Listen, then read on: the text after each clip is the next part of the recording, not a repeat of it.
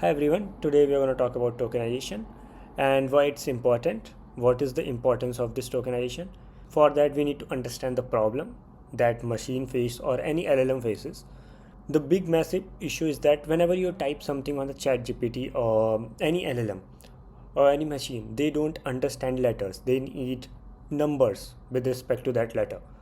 So first issue, machines really can't read letters and they need numbers to process things. They can't just process your letters or your words. Okay, let's try to understand this whole thing in a simpler manner with an example. Let's suppose we have this example and you went to a chat GPT and you try to type what is the capital of India. Like this is our question.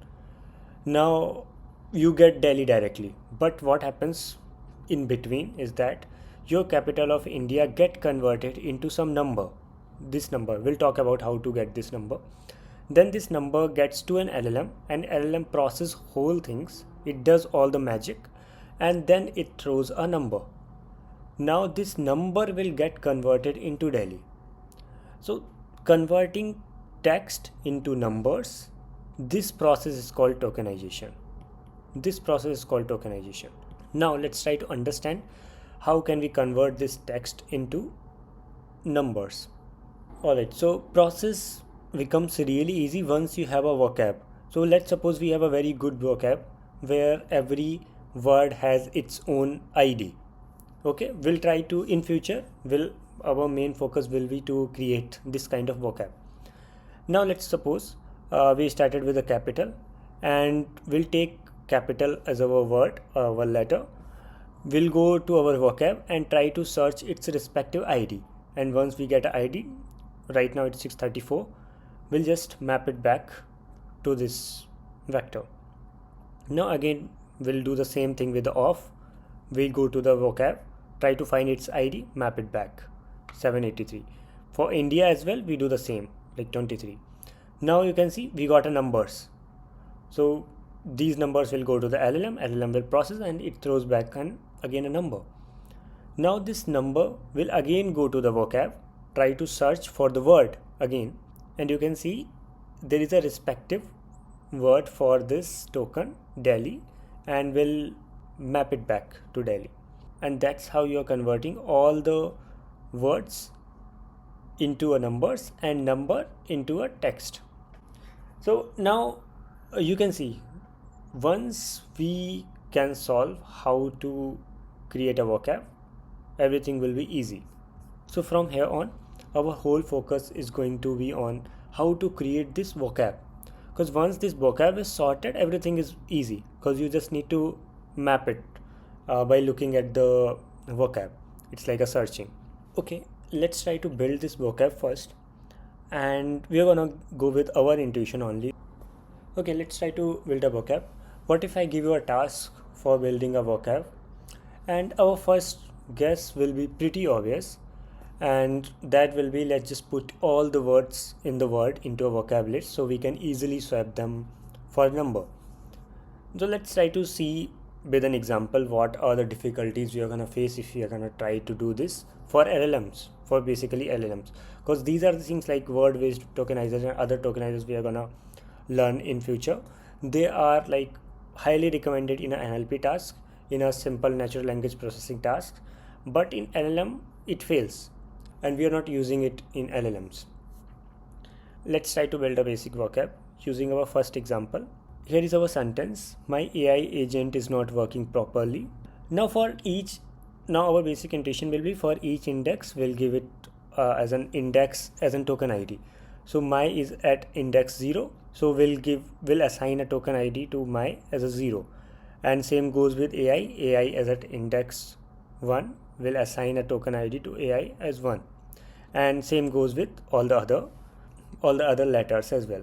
We are also going to add one more special token at the end called unknown for all the unknown words or those words that we haven't found in our initial vocab. Now that our vocab is ready, let's try to use it for our next sentence. Now next sentence is: my dog is not a good dog. Here our first word is my, and for this my we'll look it up and find a token ID 0. we'll assign 0 to it. Now you can see it's working well. Our vocab is working really good. For dog, okay, we couldn't find a dog, so we'll assign an unknown token, 7. For is, we found is in our vocab list. You can see it's 3 and we assigned it 3, and so on. Like for not, we'll get 4. For a good dog, we can't really find those words in our vocab list, so we'll assign all these 3 as 7. Let's look at our final array output. It's like a 0 7 3 4 7 7 7. Can you see the massive issue here? It's like the machine is going to think all those 7 means the exact same thing because their numbers is identical, but they are completely different words. You can say this 7 means dog, this 7 means good. They are completely different words, but machine is going to treat them as the same word because we didn't have those numbers in our vocab.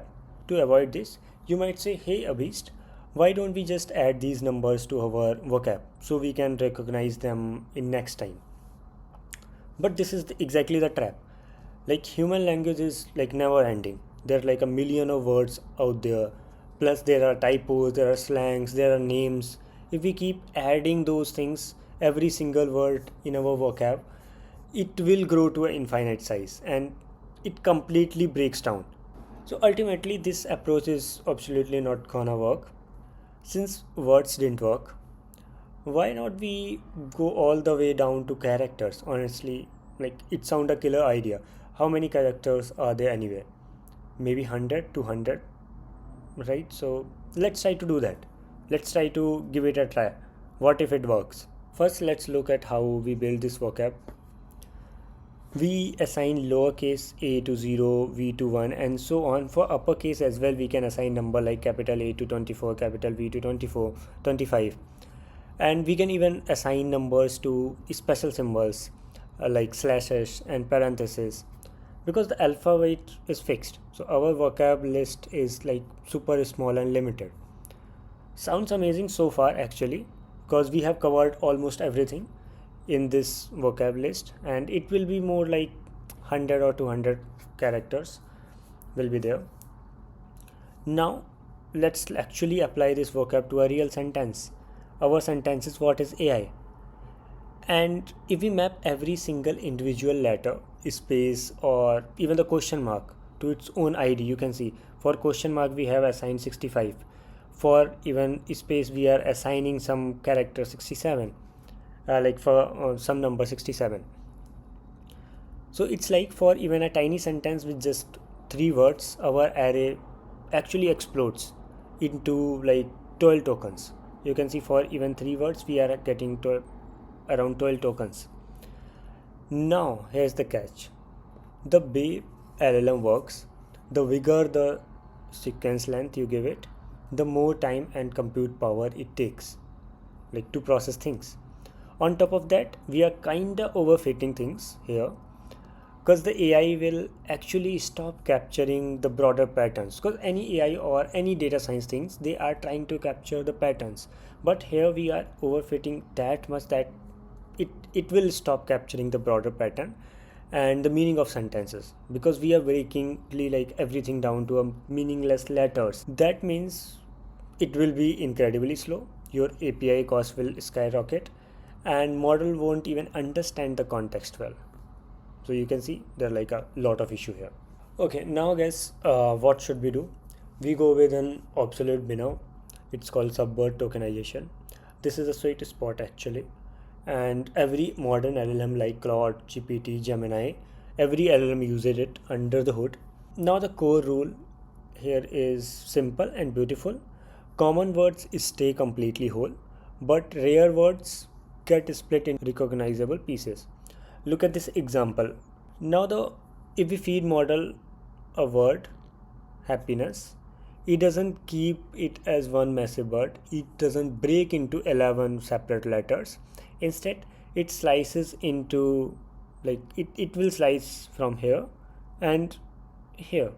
Now you can see it breaks into unhappy and ness. Now AI already know the meaning of prefix un and suffix ness, so it can easily figure out the core meaning of the word. So how does this actually AI actually figure out where to make these cuts?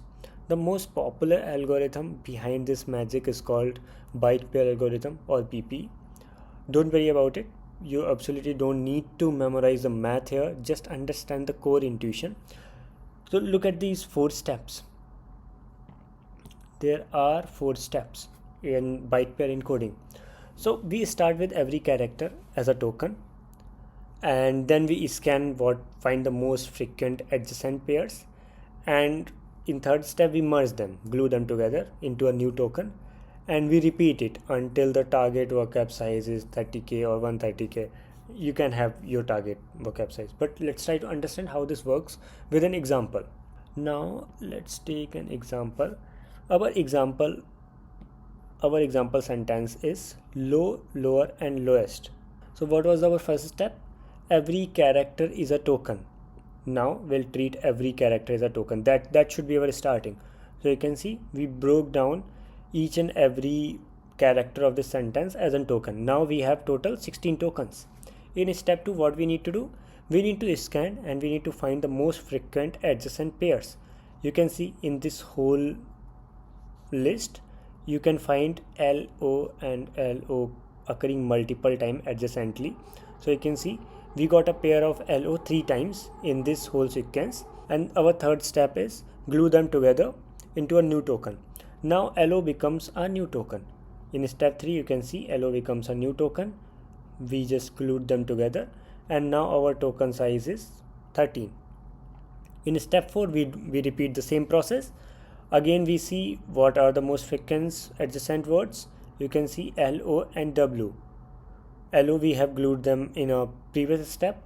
Now we got a new sequence LOW, and we are gonna, in step 5 we are gonna glue them together as well, and now you can see we get a token of 10, and we are gonna keep repeating it and till we get our target vocab size or whatever the size is there.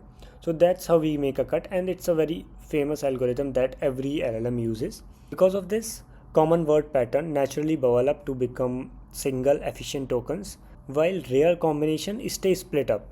It balances length perfectly and ensure that model never encounter a completely unknown word again. So even if it encountered a completely unknown word again, it won't split into like in a character level. It will able to find some subwords out of it. So that's how the whole thing works. So that's all in a tokenization.